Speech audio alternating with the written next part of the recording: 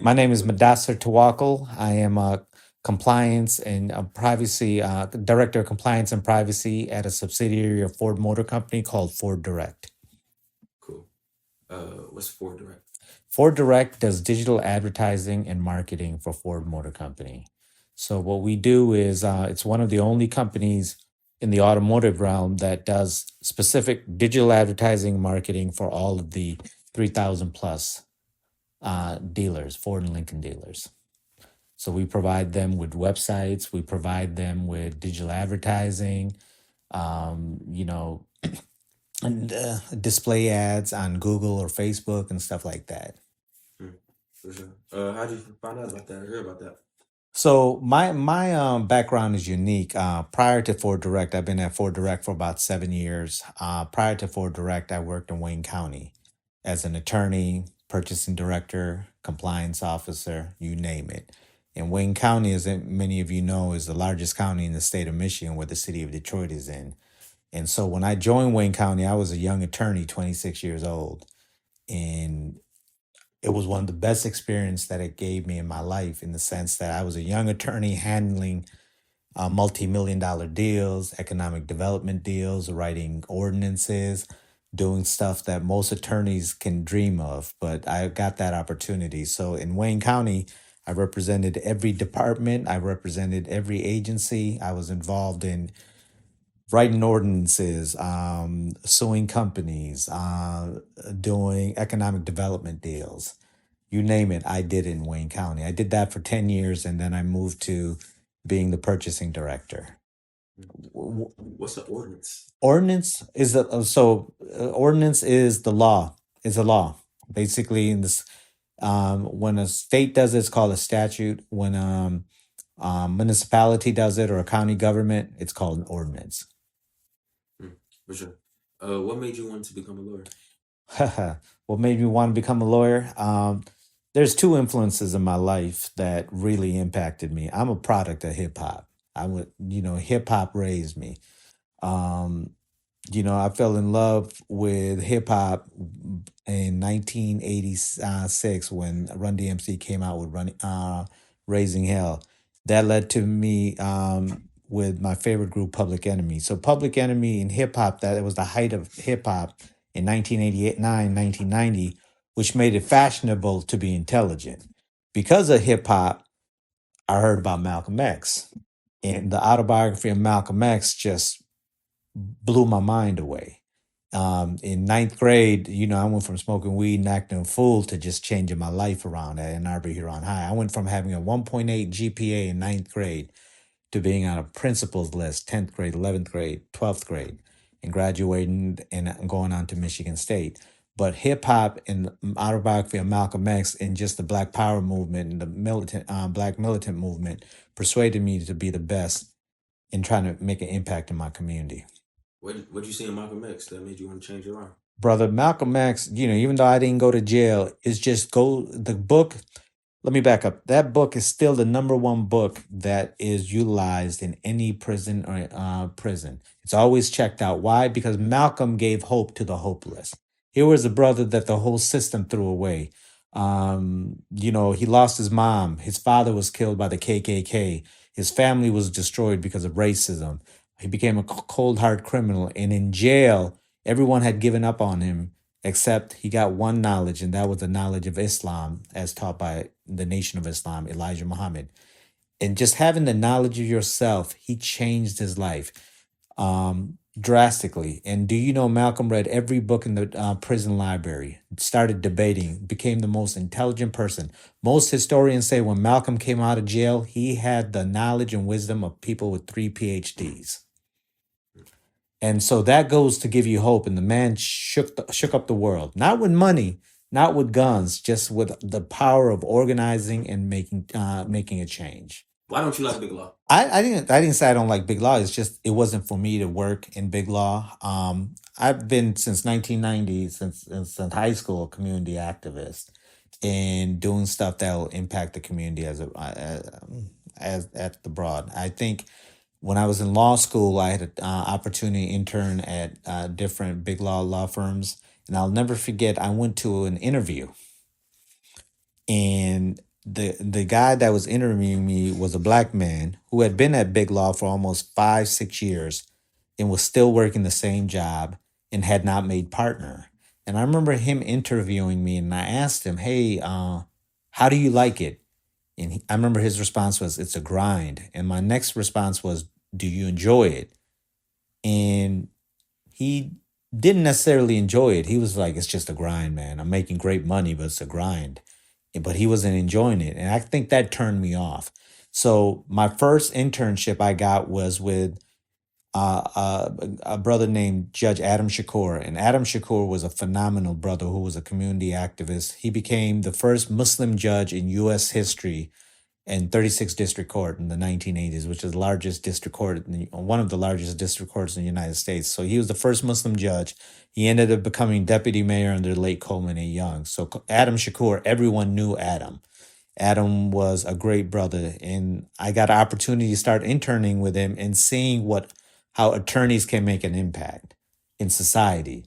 Whether it was prison reform, whether it was helping brothers and sisters returning from prison and how to re-enter in the community. Adam Shakur showed me how to help use the law to help your community as abroad. So that was the reason I did not want to go into big law, because I didn't want to be restricted. My thing is I wanted to practice law where it would have the biggest impact, not only helping companies, but helping major individuals. Adam Shakur. Is he related to Tupac Shakur? No, sir. He's not replaced Tupac Shakur. Shakur is a Muslim name. So Shakur is one of the attributes of Allah, which means thankful. So Adam Shakur, being a Muslim, adopted the name Shakur prior to Tupac. My name means, it's from the Holy Quran. My whole name, Madasar Tawakkul, means one covered up in the trust of God. Covered up in the trust of God, that everything I do with the emphasis that God, that I should do with emphasis that you got God behind you. Basically, that everything I do, I should do it trusting God that it'll come out successful. I've never rapped. I never rapped, but when I was growing up, I DJ'd. You ever wrote raps? Nope, I did not. But you name it. When it comes to hip hop, I'm an old school hip hop head, and so just talking about hip hop. You asked me. I didn't write raps, but growing up, going to Ann Arbor, Huron High, man, I used to do a lot of mixtapes, man. I used to have a connect at Puffer Reds. And Puffer Reds and Nipsey used to, Mr. Red used to call me on a sat. I used to have all the tapes before anyone else got them. And I used to make mixtapes out of that. I was the first one in the area to get Tupacalypse Now. No one else had Tupacalypse Now, but I got it when I was visiting my uncle in L.A. You said Tupac lived now? Tupacalypse Now. Tupac's first album, Tupacalypse Now. How'd you get it so fast? I was in LA. Yep. And they had yeah, released it. it. Yeah, so I released it, and it came back and had it here. No one in the high school at that time, was 10th grade, no one had heard of Pac or knew his album. And so it started making mixtapes. And hip hop is one thing. Like I said, growing up, hip hop made it fashionable to be intelligent. Because we all talk about the elements of hip hop. The fifth element is knowledge. What's the other four elements?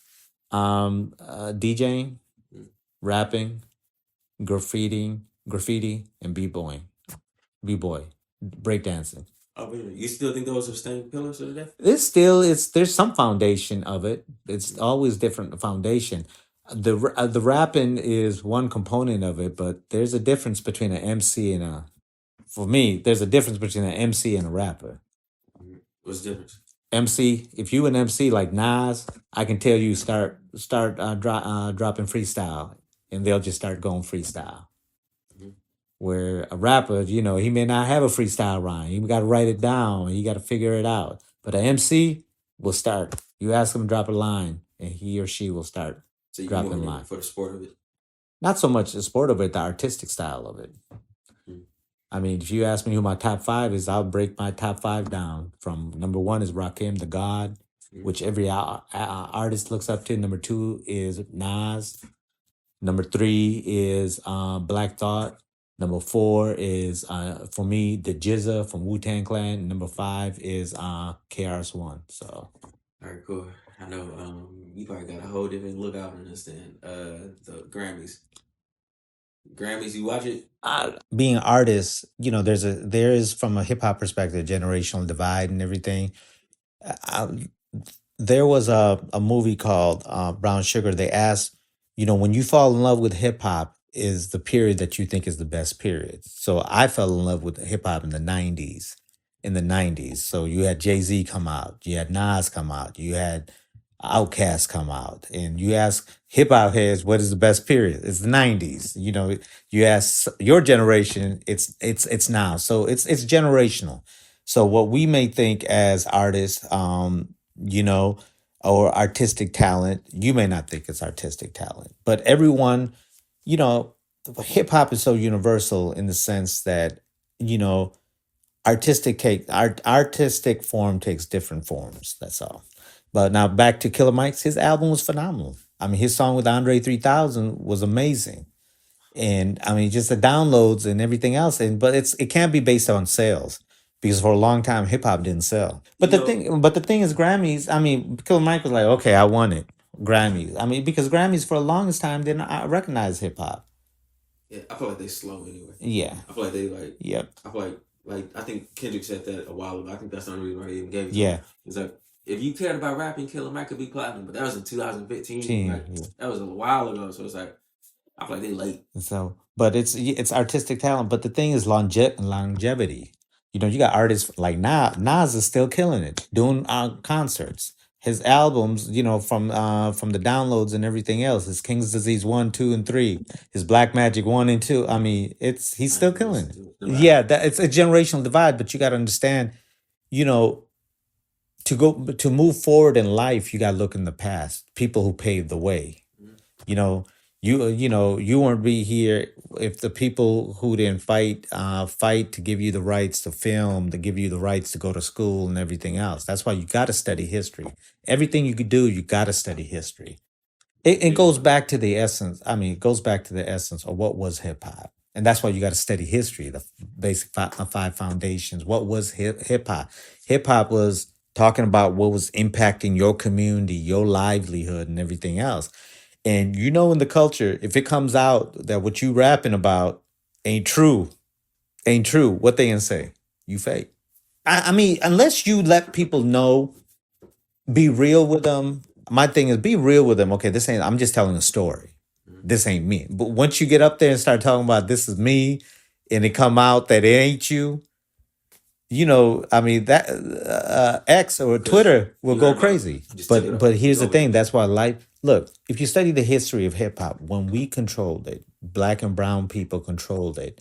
You had the lyrics that were not only positive but talked about how to uplift the community.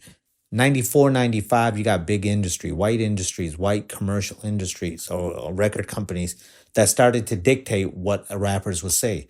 There's a lot of industries. Lloyd Banks. I remember Lloyd Banks told a story that Lloyd Banks was signed to 50 Cent, where he told the story that he wanted to make a song about police brutality. Police brutality. The record industry, I believe Interscope told him, no, we don't pay you for that. They have a council that says they evaluate what your lyrics are going to be. They say, no, stick to talking about black folks killing one another, talking about bees and hoes and stuff like that. So it goes to show you there's people behind the scenes who are controlling this. And that's why you gotta, if you're a real artistic guy like Kendrick, J. Cole, they may, J. Cole especially, he may not, sell, go quadruple platinum, stuff like that. Still sells out concerts. People want to listen to what the brother says, and he's authentic. Oh, brother, it's one of the most important elections. There's a lot going on. They say that about every year. No, but this year is crazy. Look,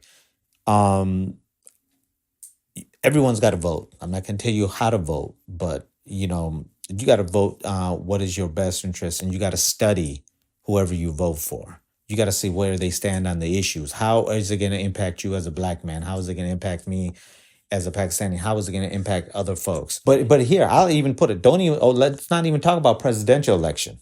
Mario, imagine you got a piece of land. Okay, you got a piece of land you buy, 1,000 acres. You buy this land and you want to build. Let's say you want to build. What you want to build? Taco Bell. You want to build Taco Bell. That land ain't zoned for Taco Bell. It's zoned for residential or it's zoned for industrial. Now, you ain't never voted. You ain't never voted. You ain't never partaked in the election. But you got to get that land rezoned. You got to get it rezoned. And you got to go to a planning commission, which is appointed by elected officials. And so voting, there's two ways to cause change in America, is to raise a lot of money or to come out as a voting bloc. And now you ain't voted. You have no access to the elected officials. So now you got 1,000 acres of land that you can't do nothing with it but build a factory or build houses. So that's how voting impacts you. Now, if you would have voted, the people that you voted for, you can call them up. I'm a person that voted for you. I represent this community. Can you help me get this land rezoned?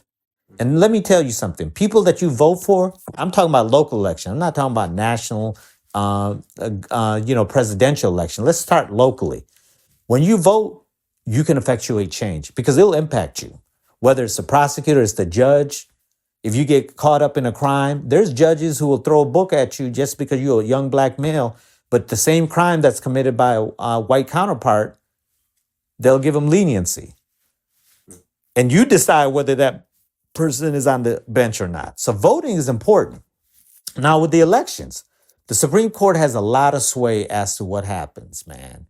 The president determines who gets on the Supreme Court bench.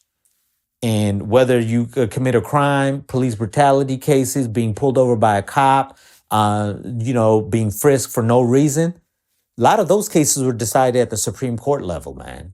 So if you elect a president that supports racist policies and appoints judges that support those policies, guess who ends up losing at the end? Yes.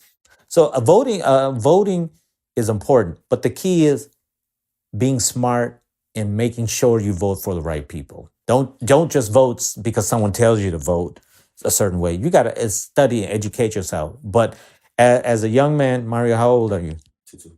22. You, as a young man, if you're buying property, if you want to make changes, you got to vote locally. So imagine if you buy land and you want to build a family house. You buy land and the land is owned, and it happens all the time. I wasn't even thinking about that. This is my first time actually. I was going to buy it. And you buy it. How much? And you come to find out that land is zoned for you to only grow corn. And you don't know a damn thing about corn. So how do you get this land rezoned?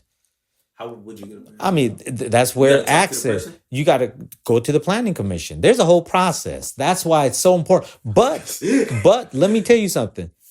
Knowing the people that are elected, knowing the people who make decisions, that you are part of getting those folks elected, gets you access to those individuals. How you get access is either through raising money for the candidate or voting as a voting bloc. It depends on the department, police department, and it depends on what you get pulled over for or what they stop you for. Just like we look up everything online now. Google, heck, ChatGPT.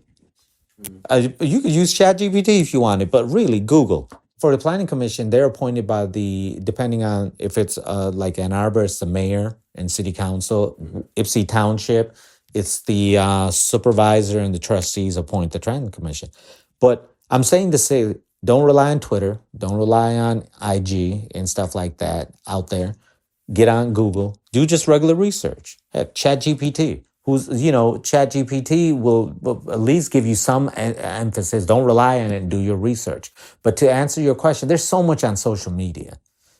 Not social media, but online that you could just put in, what does Joe Biden think about criminal justice? What does Trump think about criminal justice? A lot of it is about economic opportunity.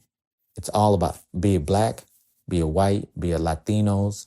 And, if you put poor people without economic opportunities in an area, don't give them jobs and require them to take care of their family, but there's no opportunities, what are you going to do? You're going to do whatever is necessary to take care of your family, right?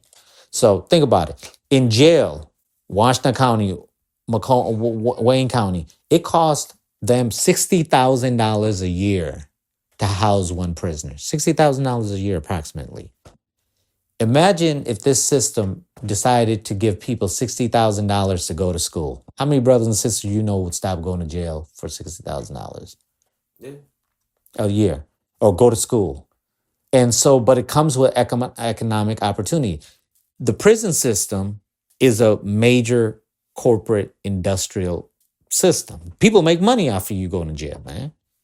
So you think that's why? And it's that. But the thing is, the biggest reason people go commit crime is economic opportunity. There's vote. You got the prosecutor's race. Look, we got Eli Savit in Washington County. You know, I supported Eli Savit.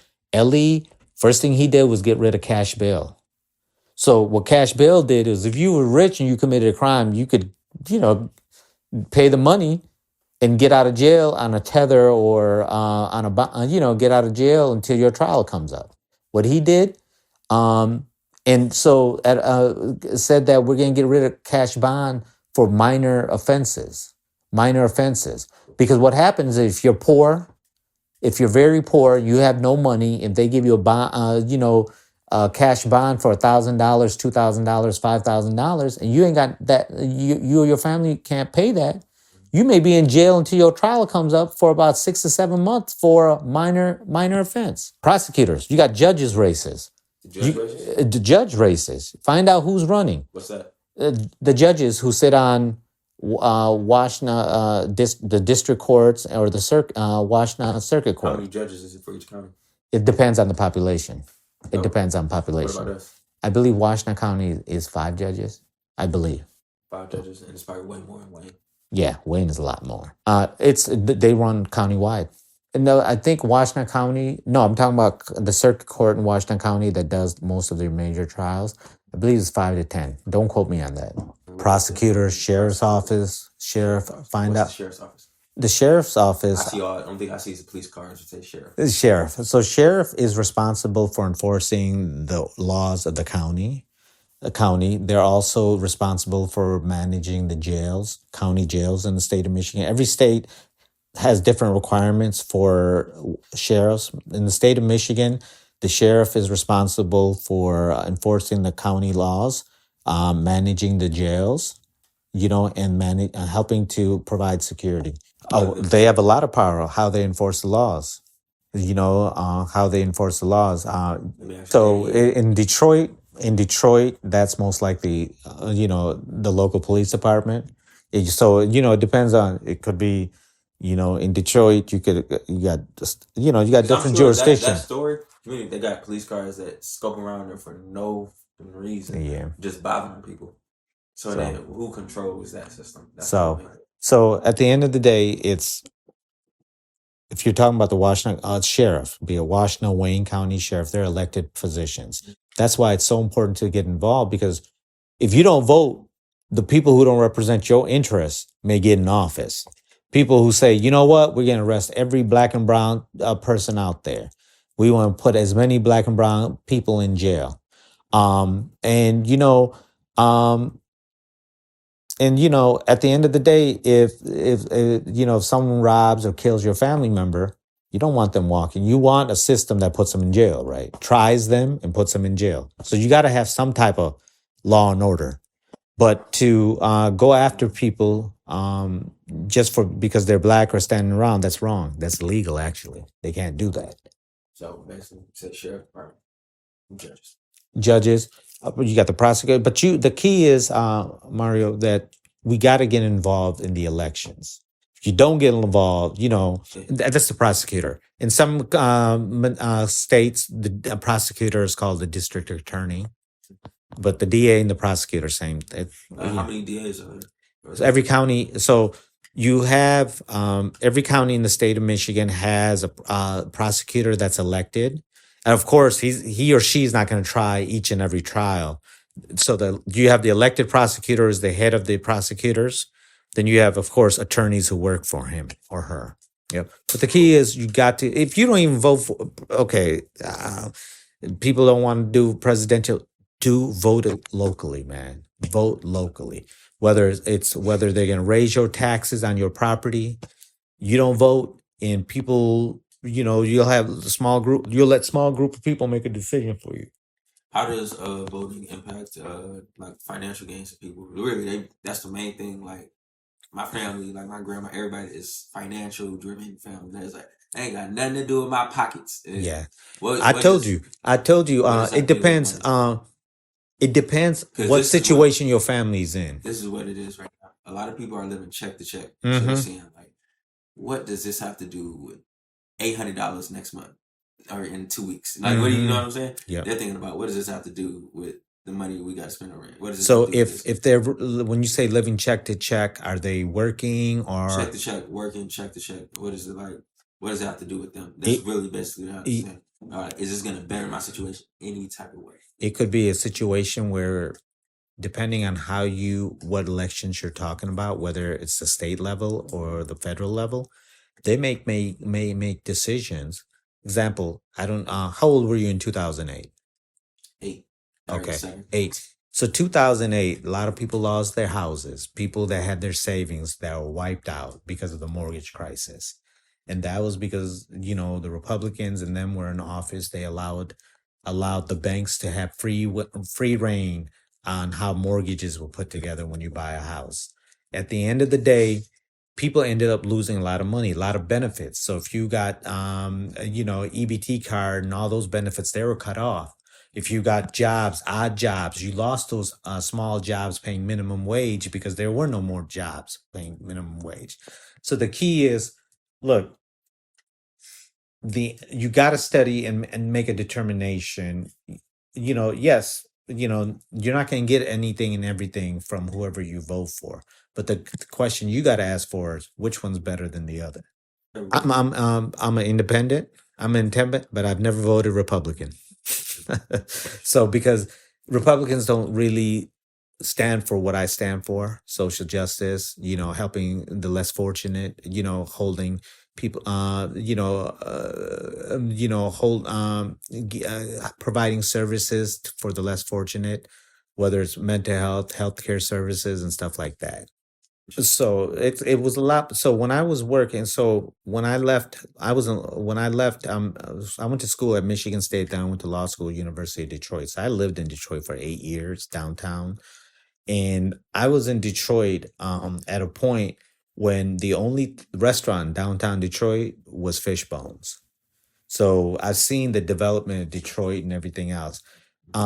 I think it's great. The resurgence is great, but it's got to impact the neighborhoods, man. Yeah, okay. It's got to impact the neighborhoods. It's a downtown, midtown, no downtown. And so I was in Wayne County government. So I was there in trying to help city of Detroit, making sure helping them out and redevelopment and stuff like that. But at the end of the day, it's helping the communities, and not only that. If you bring jobs into a community, be it Detroit, be it here in Ipsy Township, City of Ipsy, it's got to help the people who live in the area, not some outsiders. It's got to help those people there. It's got to help employ those people there. And so a lot of Detroiters get a bad rap for the stuff that happens in Detroit. For example, the illegal dumping. A lot of times, many crimes occur in the suburbs. For example, if a car is stolen in the suburbs in Warren, the thieves will steal it there and leave it in Detroit. And so they try to make it a Detroit problem when the car got stolen in the suburbs. So there's a lot of shit that happens outside of Detroit that Detroit ends up getting the blame for. I'll give you an example. Even if it don't happen in Detroit, Detroit gets the blame. You remember the Malice in the Palace? Malice in the Palace was when Ben Wallace and all them got into fight with the Detroit Pistons got into fight with Indiana Pacers. At that time, they played in the Palace, which was in Auburn Hills. All throughout the news, it said Detroiters are called. A riot occurred at a Detroit basketball game. Had nothing to do with Detroit. It was Pistons, right? It was a pit, but had nothing to do with Detroit. How the headlines held as though the fight occurred in the city of Detroit with none but Detroit players. So it's the media and everything like that. But Detroit, You got to understand the history of Detroit to appreciate Detroit, man. You got to understand Detroit gave rise to the Nation of Islam, gave rise to the Shrine of the Black Madonna, gave rise to Motown, gave rise to a whole lot of stuff, man, that Detroit doesn't get respect for. And there, How much longer do you think? Because I feel like I lived in Detroit my whole life. My everybody lives there, so it's like you how still long? live in Detroit or you live here? Nah, I live in the Ipsy right now. Ipsy, okay. So basically, I just want to know the main like everybody says, "Oh, Detroit's on the rise. Detroit's on the rise." They've been saying that since I was 8 years old, 7 years old. It's so How long do you think that rise is going to it's take? look, I think it's got a potential to keep going, but again, it's about you know, what's happened in Detroit's happened in other municipalities, Chicago. It's happened in Philadelphia and everything else. There's a whole. It's connected. There's a lot of issue of race, a lot of issues of business moving out, a lot of issue of policy. What happened with the crack epidemic and everything else? It decimated black communities all across. So when you study this history, you like, oh, oh, this just didn't get here this way. You got to understand there were policies that were put in place that made cities like Detroit, Chicago, Milwaukee, predominantly black areas, decimated. You saw the January 6th January 6th. They don't call that a riot. What they did when they stormed the Capitol, Mhm. they don't call that a riot. They call that rebellion or uprising. So if you study the history of a word called riot or rebellion, I don't call what happens in our community a riot. I call it either an uprising or rebellion, because people don't start destroying their community. For example, the George Floyd. What happened to George Floyd? Remember 2020, when the cop killed him with his knee on his neck. Um, you know, the community started rebelling for all what the police was doing and everything. So there's a rhyme and reason as to why what happens in our communities. I'm What made Muslim. you change over? I Where was, you going it from? was interesting. I was born Muslim, man. I was born Muslim. My family is from Pakistan, but I was born Muslim, and like many immigrant Muslims, I didn't wasn't practicing. I was drinking, smoking, everything else. So when someone gave me the autobiography of Malcolm X, it blew my mind. And I ended up listening. A friend of mine took me in 1990 to go hear Minister Farrakhan at Michigan State University. And the night before, I had smoked a lot of weed, brother, ounce of herb. And I heard the minister speak. I never heard a black man speak like that to almost 20,000 students for about 4 hours. He talked and no one moved. And I ain't smoked weed ever since, brother. Okay. And it was just a change. And I started studying Islam, started hanging around the brothers, the Nation brothers, and the Orthodox Muslim brothers. And basically, I came back to Islam, and my family came back to Islam. You was there for Savior's Day? I was there this year. Yeah, I was there. Yeah, my brother, he Muslim. Yep. But So so it changed my life, bro. So being Muslim, man, like I said, when I came back to Islam, I went from 1.7 GPA, brother, to graduating high school, going to Michigan State, going to law school, and I'm here today because it put discipline in me, man. You know, you get any talk about from from outside speaking in Pakistan, Indian type shit? no, no, because my wife, it's being Muslim, coming out on the experience with the Nation of Islam, and that, I'm a unique brother. I'm not an Indian Pakistani, so my family, my wife will tell you, being a black woman, my family's like open. We've been married 23 years, man. So, being Muslim, because in Islam, technically in Islam, it's unrighteous to be racist.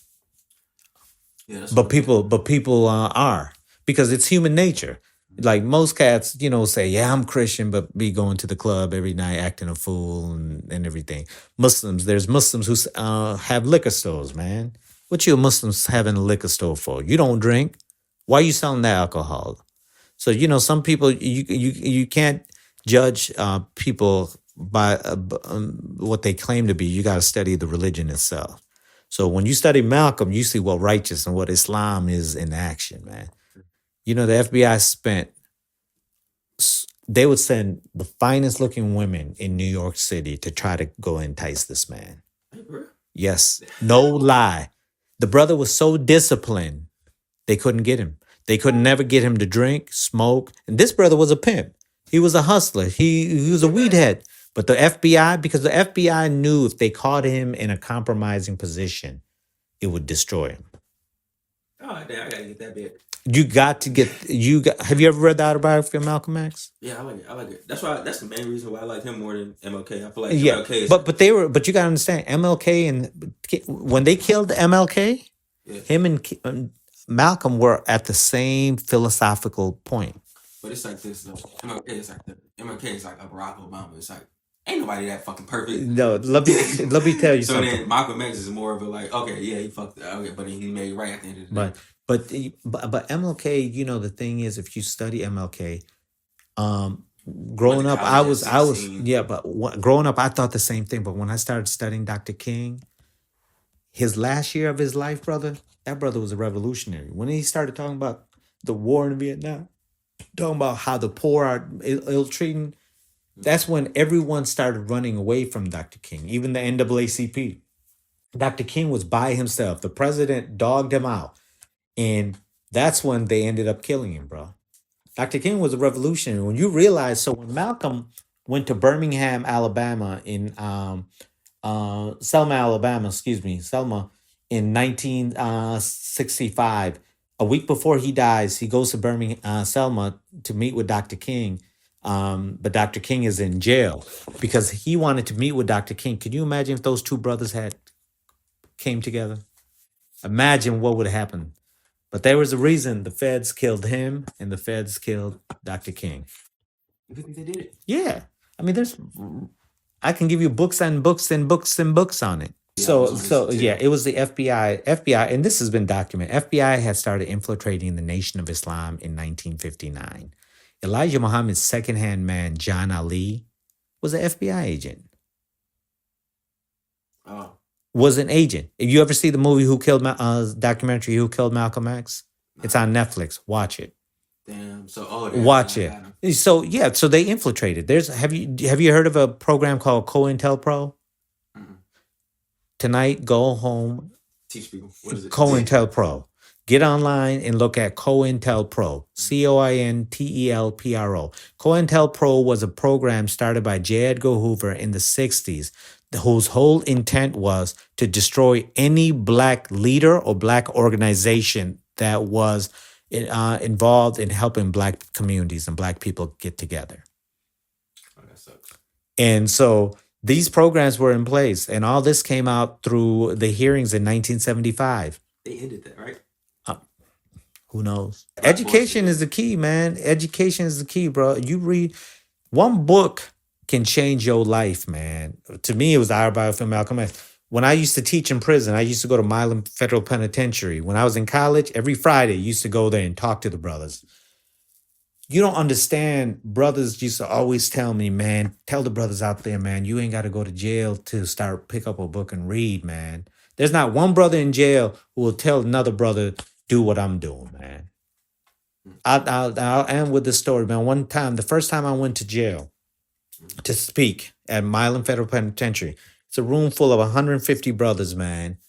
And we just talking about life. We talking about who your boys are. There's a difference between a brother and your boy. A brother, if he sees you doing wrong, he can say, Mario, you doing wrong, man. You got to straighten up. Your boy or your friend, he don't care what. If you doing wrong, he gonna encourage you to do wrong. If you're doing right, he gonna say, man, he gonna hate on you. Where a brother is gonna, if you're doing wrong, he gonna tell you stop doing wrong. When you're doing right, he gonna encourage you. So I'm in jail speaking at Milan Federal Penitentiary, and I asked the brothers, how many of y'all in here because of your boys? Mario, all 150 brothers raised their hand. I said, how many of your boys came to visit you? Only 2 brothers in 150 brothers raised their hand. I said, so you telling me, I said, y'all know your boys will go across a town. The same brothers that got you in jail will go across town, across the country to go see a female, but can't come see you, and they may be responsible for you being in jail? So tell me, is that your boy or what? And what really got them, I said, and I hate to tell y'all brothers right now, but Some of your boys lying under your woman right now. No, I said, think about it. One brother, it hit him so hard. Mario, God is my witness, man.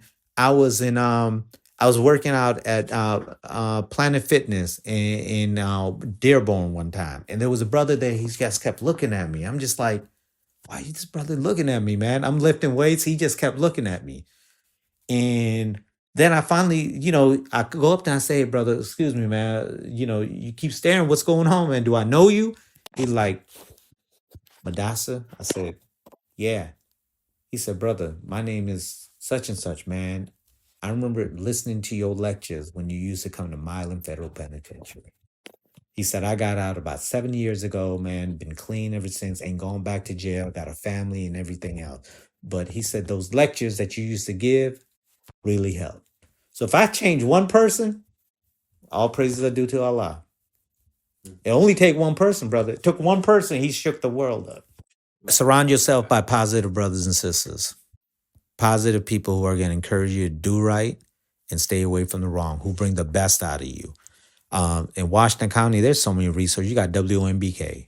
You interviewed half the brothers, and these are brothers. We ain't got to spend our weekends or or evenings. We got jobs, but we love y'all so much that we're willing to spend our time to help young brothers and sisters. But and the thing is, look, it's how you get you. First of all, to know right or wrong, you got to surround yourself by the right people.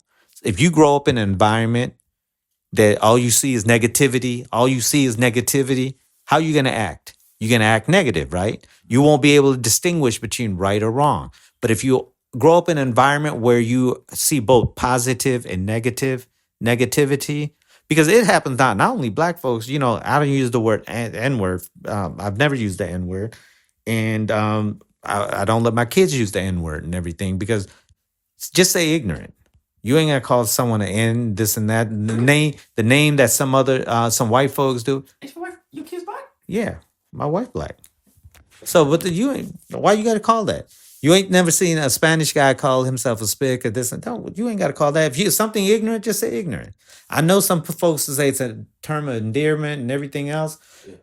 That's like me, there was a song by the hip hop group from San Francisco, from Oakland, California, called The Coup, and they say, if it was a term, would you let someone call you the B word, bitch, as a term of endearment? No, think about it, man. So you ain't got to use the N word, man. I mean, I know it's a term of endearment, but if someone ignorant, I call them ignorant.